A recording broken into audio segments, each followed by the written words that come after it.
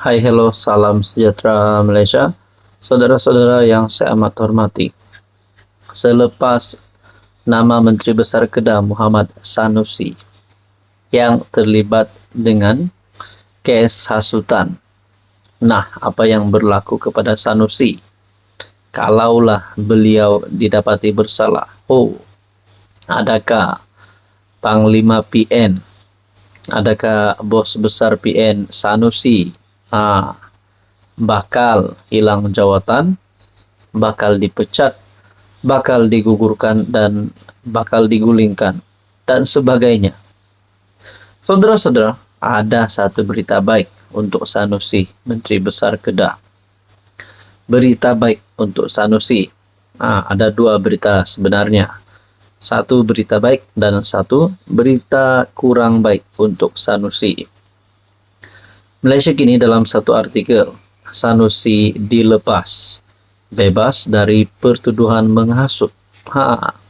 Tapi kita kena ingat ada dua kes hasutan yang melibatkan nama Menteri Besar Kedah Muhammad Sanusi.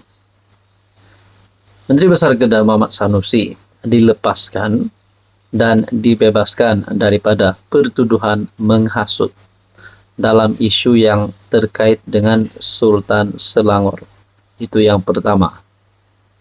Peguam ahli politik MB Kedah Awang Armada Jaya mengesahkan bahawa Mahkamah Tinggi Shah Alam membenarkan pembebasan penuh. Sebelum ini, Sanusi menghantar representasi kepada Jabatan Peguam Negara untuk menarik balik kes hasutan terhadapnya. 3 bulan lalu, Sanusi memohon maaf kepada Sultan Sharafuddin Idris Shah berhubung komennya semasa kempen PRN Selangor di Selayang. Sebelum permohonan maaf dibuat Sanusi pada September, Peguam Negara menolak representasi pemimpin kanan PAS berkenaan berhubung kes tersebut. Awang berkata pembebasan penuh itu hanya atas satu pertuduhan menghasut yang melibatkan Sultan Selangor. Katanya, pertuduhan kedua melibatkan Yang di-Pertuan Agong Al-Sultan Abdullah Sultan Ahmad Shah, kini Sultan Pahang, masih akan diteruskan ke perbicaraan penuh. Pada 18 Julai tahun lalu, Mahkamah Session Selayang, Sanusi mengaku tidak bersalah dan mohon dibicarakan atas dua pertuduhan menghasut yang dikaitkan dengan ceramahnya 7 hari sebelumnya.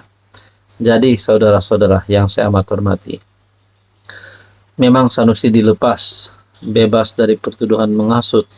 Tapi, satu lagi kes hasutan Sanusi melibatkan Yang di-Pertuan Agong ke-16 pada ketika itu masih diteruskan. Maknanya Sanusi masih dalam bahaya. Jadi kalau Sanusi didapati bersalah, apa yang akan berlaku kepada Sanusi? Pertama, antara yang menjadi persoalan adalah beliau berisiko untuk dipecat. Kedua, tindakan undang-undang terhadap Sanusi. Apa komen Anda? Hai, hello, salam sejahtera Malaysia. Selamat datang ke channel Fels Lifestyle. Saudara-saudara rakyat Malaysia, bukan saja di Sabah, Sarawak maupun Semenanjung, seluruh Malaysia mulai bertanya berkaitan dengan RCI Batu Putih. Sebenarnya, apa yang telah dilakukan bekas Perdana Menteri Tun Dr. Mahathir? Adakah beliau ini benar-benar bersalah? Ataupun sebenarnya Tun Mahathir tidak bersalah? Atau sebenarnya kebenarannya mungkin di luar jangkaan kita?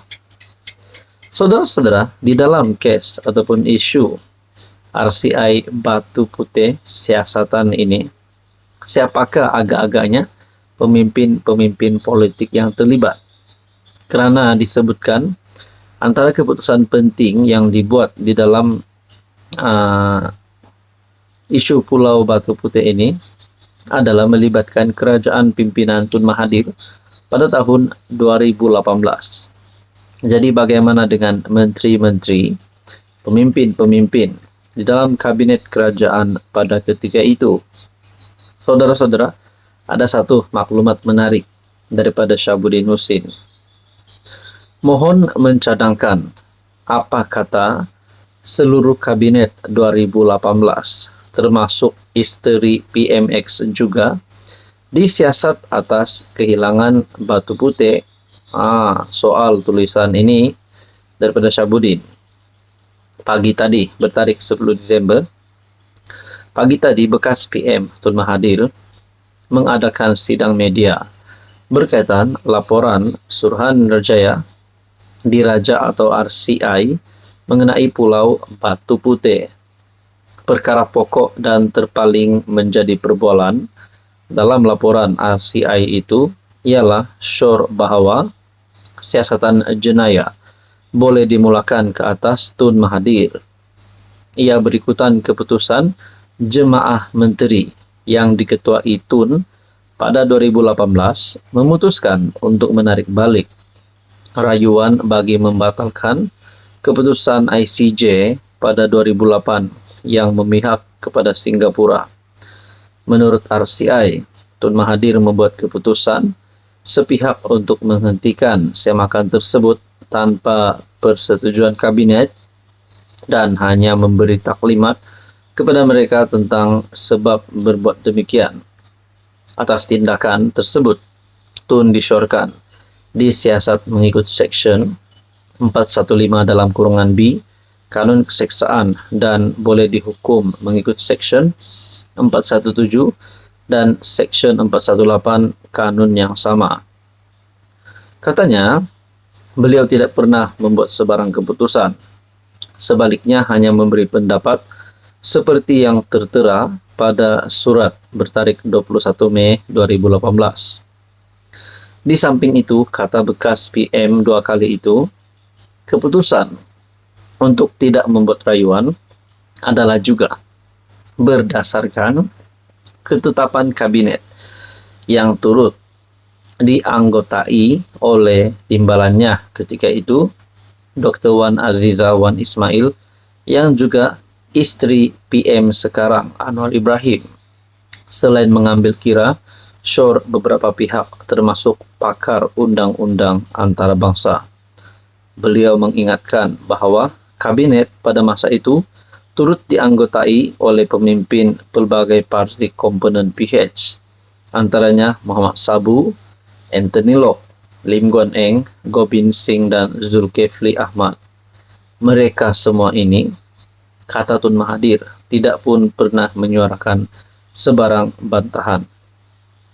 Kalau begitu, mulai 21 Mei 2018 hingga Februari 2020, tidakkah Wan Azizah bercakap mengenai pengkhianatan ini? Bukankah Dr. Wan Azizah, TPM saya ialah istri Perdana Menteri sekarang soalnya? Jadi, saudara-saudara, dalam tulisan daripada Syahabuddin berkata, sebagai jalan adil adalah dicadangkan kepada kerajaan Madani selain Tun, seluruh anggota kabinet 2018, termasuk Dr. Wan Azizah yang merupakan TPM ketika itu dan masih istri Anwar sekarang, hendaklah juga disiasat atas kehilangan Pulau Batu Putih itu. Tak adil dan tak madanilah kalau Tun Mahathir seorang sejangkena.